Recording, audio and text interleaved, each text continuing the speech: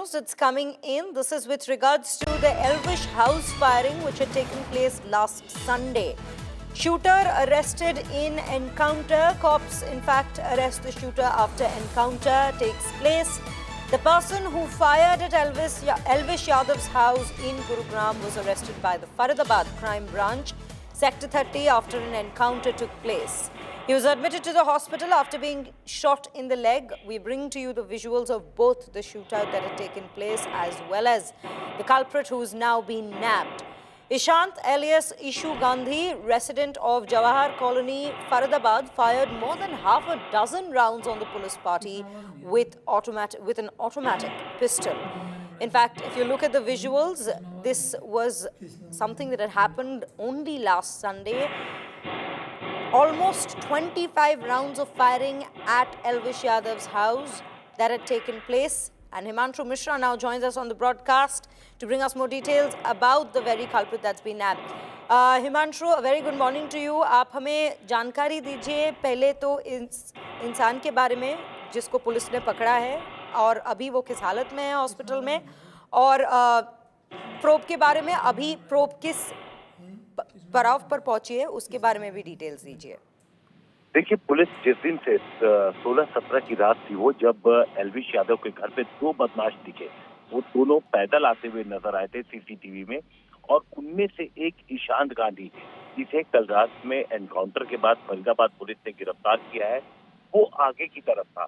और उसके बाद ये दोनों पहुंचते हैं, एक राउंड पहले गोली चलाते हैं और दोनों खड़े होकर के 17 से 18 राउंड गोली चलाते हैं, फिर वो वापस चला जाते हैं। लेकिन उनमें से एक वापस लौटता है और एल्विश यादव की दीवार के पास पहुंचता है, हाथ अंदर की तरफ करता है और घर की दीवारों पे उसने लगातार गोलियां चलाई थी, जिससे ये क्लियर हो गया था कि ये जो बदमाश है इन्होंने अच्छे से रेकी की थी। जिसके बाद पुलिस ने उस इलाके के तमाम सीसीटीवी फुटेज कैप्चर किए तो ईशांत की पहचान हो गई थी। अब जब ईशांत के बारे में पुलिस ने पता लगाना शुरू किया तो इसकी बैकग्राउंड मिली फरीदाबाद जवाहर कॉलोनी से, और उसके बाद इसकी मूवमेंट पे नजर रखने की कोशिश की गई। पुलिस का कहना है कि बीती रात जब उन्हें इंफॉर्मेशन मिली कि ये फरीदाबाद इलाके में आने वाला है, जिसके बाद इसे घेरा गया और जब इसे सरेंडर करने के लिए कहा गया तो इसने पुलिस टीम पर ही 4 राउंड गोली चला दी।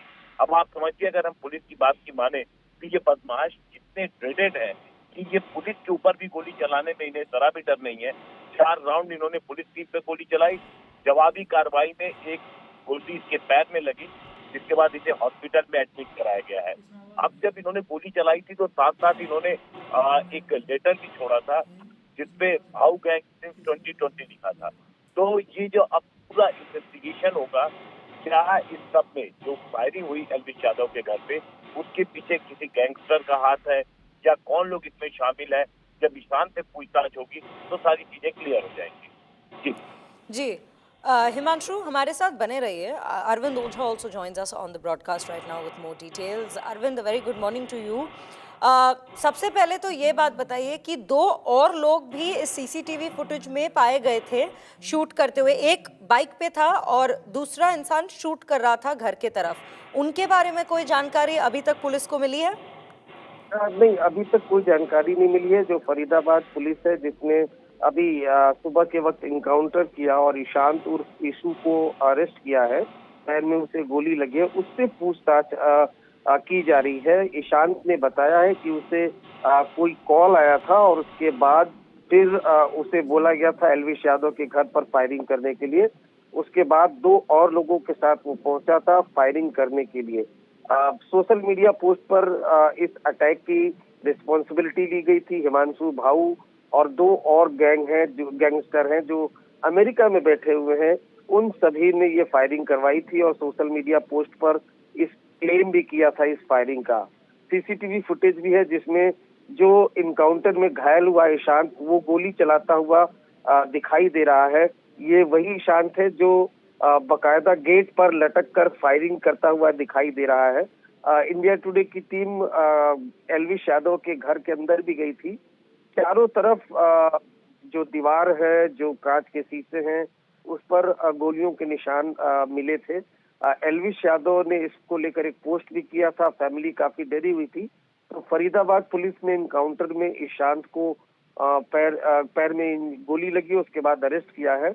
उससे पूछताछ की जा रही है। बहुत मुमकिन है कि बहुत जल्द जो दोनों शूटर और जो एब्सकॉन्डिंग है उनको भी अरेस्ट कर लिया जाएगा। जी, so viewers, this is the details that we have right now. And Himanshu, आपसे पूछना चाहूंगी, ये जो ईशांत है उर्फ ईशान गांधी इनका नाम है, इस नाम से जाने जाते हैं, इसके बारे में और क्या जानकारी मिल रही है? क्या इनका क्रिमिनल रिकॉर्ड के बारे में ऐसा कोई जानकारी आई है कि ऐसे पिछले हादसे में भी ये हिस्सा रह चुके हैं? देखिए, इसके बारे में अभी जो जानकारी मिली है कि ये एक्टिव शूटर है और गैंगस्टर के गैंग के लिए काम करता है। लेकिन ये कितने मामलों में अभी शामिल रहा है, इसको लेकर के इन्वेस्टिगेशन की जा रही है। इसके एक चूंकि इसको पैर में गोली लगी है एनकाउंटर में, इसलिए तुरंत इसे हॉस्पिटल में एडमिट कराया गया है। अब एक बार जब स्टेटमेंट पुलिस दर्ज करेगी तो ये कितने मामलों में शामिल रहा है, क्योंकि पूरा डाटा खंगाला जाएगा, इसके तमाम इन्वॉल्वमेंट की जानकारी ली जाएगी। एक्टिव शूटर है, ये क्लियर है। ऑटोमेटिक पिस्टल लेके चलता है, ये भी क्लियर है। और दूसरी चीज, आप देखिए सीसीटीवी फुटेज में किस तरीके से ये वापस जब दोनों लौट रहे होते हैं, शूटर तो ये लौट के आता है और एकदम से दीवार के ऊपर गेट पर लटक के अंदर की तरफ हाथ करके इसने जिस तरीके से गोलियां चलाई थी वो बेहद भयावह था। और जिसको देख करके ही पुलिस भी खुद सोच रही थी कि आखिर ये किस तरीके के हैं, इन्हें कोई भी डर नहीं है। जबकि पीछे आप अगर देखेंगे तो एक शख्स बाइक पर जा रहा है, आ रहा है, और उसके बावजूद इसे किसी तरीके का डर नहीं है। लौट के आता है, दोबारा 6-7 राउंड गोली चलाता है और फिर ये वापस लौट के जाते हैं। लेकिन चूंकि जब ये दोबारा आता है तो काफी हद तक इसका चेहरा सीसीटीवी में क्लियर हो जाता है। उसके बाद जब सीसीटीवी ट्रैक को जब ध्यान दिया जाता है, आसपास के सीसीटीवी खंगाले जाते हैं, तब ईशांत की पहचान होती है और उसके बाद से पुलिस ईशांत के पीछे लगी हुई थी। जी जी हिमांशु, अरविंद, हमें ये सारी जानकारी देने के लिए बहुत बहुत धन्यवाद। Well viewers, that's the latest that we are in fact bringing to you in terms of an encounter that's taken place between the police and Ishant उर्फ Ishan Gandhi, who in fact will be interrogated. Currently he's been hospitalized after being shot in the leg by the police.